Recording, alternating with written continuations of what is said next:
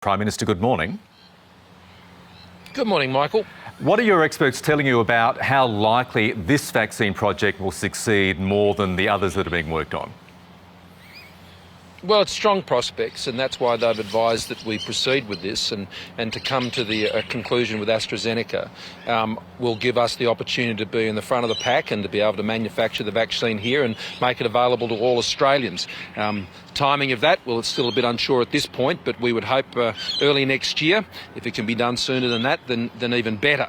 This is the most promising, as we're advised. And in my discussions with other leaders around the world, particularly in Europe, they are forming a very similar view.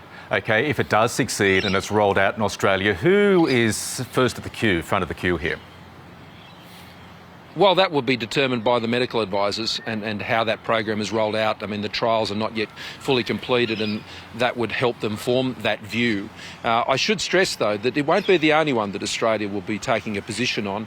Professor Brendan Murphy is heading up an expert panel to advise us on additional vaccine developments. I mean, there are 160 around the world, and we'll be looking to take further positions, and there's already work underway on that. OK, but when you're looking at possibly having to prioritise people, Prime Minister, is it the elderly? Is it frontline workers who would get priority? Well, again, that'll be determined by the medical advice based on the actual vaccine itself, and you've highlighted some obvious sort of priorities, but the final decisions will be made on medical advice. Australians are desperately hoping this vaccine succeeds. Any vaccine succeeds, but of course there is still a chance that there is no vaccine found. What is the government's plan B for Australia if that is the case? Well, to continue to live positively with the virus, to ensure we can establish our economy and society as much as is normally possible. And that's why having a COVID-safe economy, a COVID-safe community is so important. That's why having strong testing, tracing and outbreak capacity capabilities are so critical to enable Australians to get on with their lives.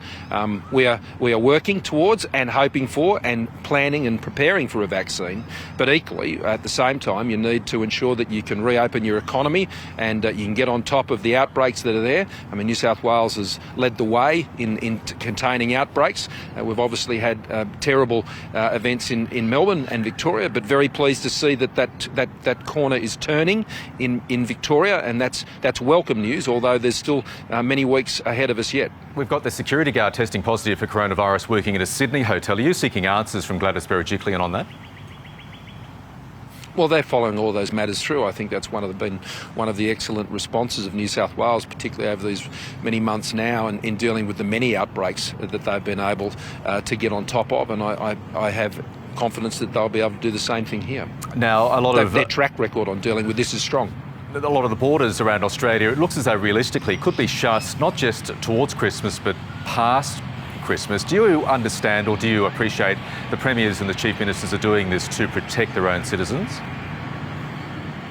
Well, I understand the decisions that have been taken. They've obviously been discussed at National Cabinet on many occasions, and I've had many discussions with premiers about them. The cases in different states are very different.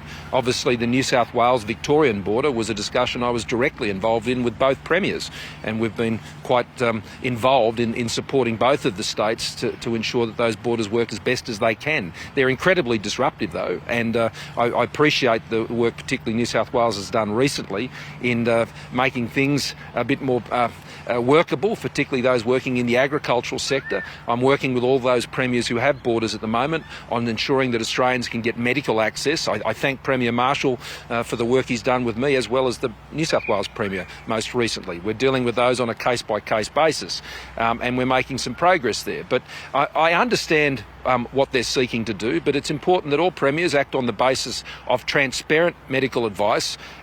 If there's going to be these border arrangements in place, they will, of course, have very serious impacts on the economies of their states and the livelihoods of those who live in those states and businesses and jobs, and that all has to be weighed up, and that's the decisions they're taking, and they need to be transparent with the Australian people about.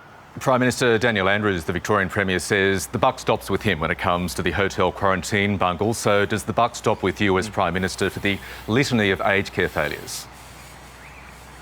Well, there are shared responsibilities for public health as a matter for the Victorian government. It's a federal responsibility, though, aged care, Prime Minister. But it is fundamentally a federal government responsibility. We regulate aged care, but when there is a public health pandemic, then public health, which whether it gets into aged care, shopping centres, schools or anywhere else, then they are things that marriage from Victoria. So I don't think it's as binary as you suggest. OK. Now, you've hit back very strongly at the assertion by the council assisting the Royal Commission, Peter Rosen's QC, that the federal government doesn't have a plan for aged care. But, Prime Minister, if there was a plan, why, for instance, weren't masks made mandatory in Victorian aged care homes until the middle of July? Well, these were clinical decisions taken on clinical advice, and what we've consistently done all through this pandemic has been following that advice, and I think that's the best approach to follow. The plan was in place. Assertions were made by individuals at the Commission, and those assertions have been rejected, and we've provided that factual information directly to the Commission. But even Brendan Murphy, now the head of the Health Department, concedes masks should have been made mandatory in Victoria well before July. So what was going on? Was there a failure of communication? No, there was a developing pandemic, and the medical expert advice that was being formed, including through the AHPPC, which is all the chief health officers and the chief medical officer of Australia. They've been meeting almost every day now, it's going back to January. And as further information has come to them, they've provided that advice, and the government has been acting on that advice. Just about out of time, Prime Minister. I want to ask you about China's move against Australia's wine exports. They've launched this anti-dumping inquiry.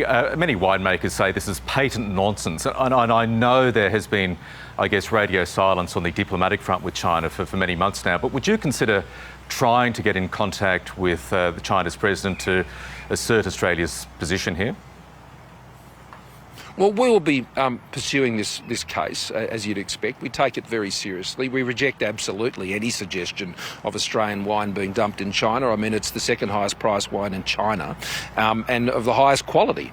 So we don't accept that suggestion. This will be around an 18-month process. It's not the first time that there have been these sorts of reviews done in China, and we'll deal with it through those appropriate channels. Now, I've been making the point very clearly that we have an important relationship with China. It's a mutually beneficial relationship. Our trade with China has never been at a higher level, actually, at the moment, in terms of both its volume and its value.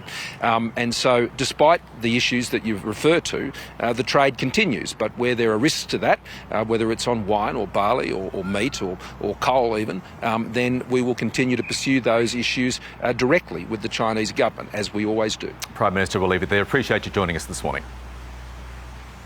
Thank you very much, Michael.